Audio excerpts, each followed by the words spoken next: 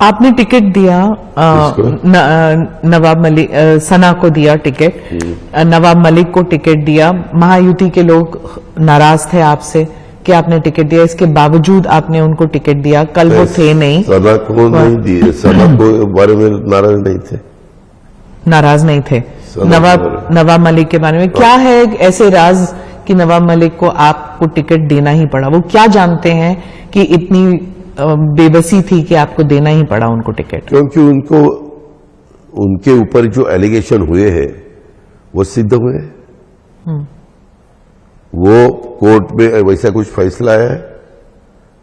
मैं भी किसी के ऊपर यहां बैठे ये तीनों ने अंडरवर्ल्ड के साथ इनके संबंध है संबंध। ऐसा कैसा चलता है स्मिता जी? पर ये तो खुलेआम कहा गया है। आपके ही जो सहकर्मी हैं महायुति के, उन्होंने कहा है कि अंडरवर्ल्ड के साथ संबंध है ना, सबके लिए कहा है। अलग अलग लोगों के बारे में एलिगेशन है, लेकिन वो सिद्ध होना चाहिए। उसके बारे में कोर्ट में फैसला होके उनको अगर कोर्ट ने कुछ डिसीजन दिया तो हम सोचेंगे ना, लेकिन खाली आरोप है। अभी राजीव गांधी के ऊपर भी बोफोर्स के आरोप थे। सरकार गिरी ना उनकी बोफोर्स की वजह से। बराबर है ना, गिरी, लेकिन ये ऐसे ही सिचुएशन तैयार करते हैं। मेरे ऊपर भी ऐसे एलिगेशन हुए और बाद में वो हमारी सरकार गई। वैसा ही सोचते हैं सब। ऐसा नहीं तो होना चाहिए, लेकिन क्या हमारी यहाँ डेमोक्रेसी है। डेमोक्रेसी में कोई भी किसी के ऊपर कुछ भी एलिगेशन कर सकते हैं और चलाते हैं। एक और एलिगेशन जो आपके एक बयान को लेकर हुआ अडानी जी के बारे में कि वो उस वाली मीटिंग में थे जहां पर अमित शाह थे, आप थे। मैंने कहा ना वो नहीं थे, लेकिन मीडिया का एक इंटरव्यू है जहां शरद पवार जी कहते हैं वो थे उस मीटिंग में। नहीं थे। गेस्ट हाउस अलग अलग, ये मीटिंग अलग अलग एरिया में होती है। जैसे यहाँ हम बैठे, कोई देवगिरी में होती है, कोई सागर में होती है, कोई वर्षा में होती है, कोई और अलग होटल में होती है, कोई और दूसरी जगह होती है, गेस्ट हाउस में होती है। ऐसे अलग अलग जगह। फिर आपने क्लियरली उसमें कहा है कि अडानी थे वहां पर। मैंने वहां क्या अडानी के गेस्ट हाउस में हम बैठे थे।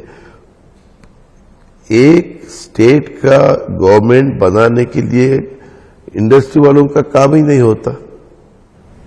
तो वही तो लोग कह रहे हैं कि उनका क्या काम था वहां पर? नहीं था। हाँ, मैंने उसके बारे में कहा कि ये देखो, कभी कभी हम हमारे काम में इतने बिजी रहते हैं स्मिता जी।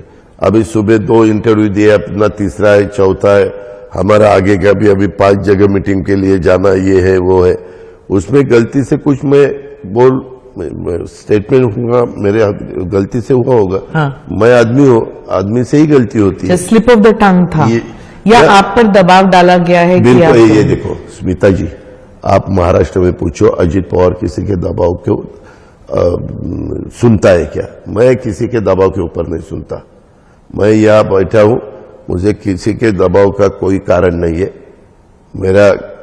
मैंने किसी का बिगाड़ा नहीं, किसी ने मेरा बिगाड़ा नहीं, तो भी मैं बिल्कुल नहीं। प्रधानमंत्री का स्लोगन और योगी जी का जो स्लोगन है, 2 स्लोगन्स चल रहे हैं, इसके प्रति क्या आपने नाराजगी पार्टी में, महायुति में बात की है? नहीं, ये नाराजगी मैंने पूरे पब्लिक रैली में की है।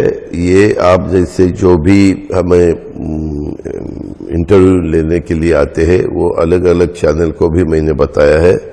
अभी बीजेपी के कुछ भी विधायकों ने, एमपीज ने या एमएलए ने या एमएलसी ने, इन्होंने भी ऐसी नाराजगी जताई है।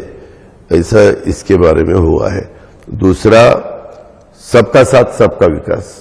सबका साथ यानी सबका साथ ना, और सबका विकास। तो वो तो इस बार तो हो ही नहीं रहा।